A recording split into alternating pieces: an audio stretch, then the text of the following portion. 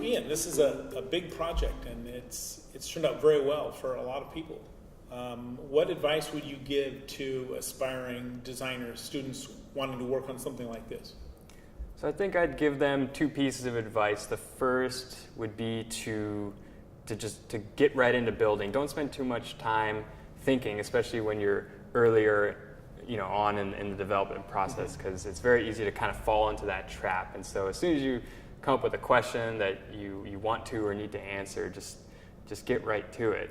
And then the second piece of advice I would give to students would be to always remember that prototyping is a process, and it never really ends. You're always sort of experimenting, tinkering, and making adjustments. And so don't be discouraged when you have to do that, later on in the process. Mm-hmm.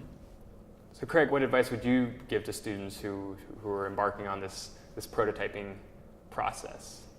Actually, the advice you gave is exactly what I would have given them. I think students need to start early.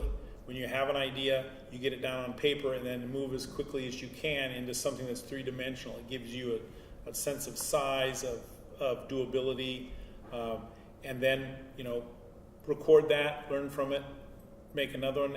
The purpose of prototyping is to answer questions. So as you have these questions you can't answer any other way, you make a prototype. It does get more and more expensive as you go, so you want to be careful what you're prototyping.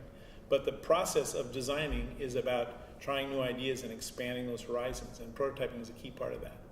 Another aspect of this is you should be having fun whenever you do any of this.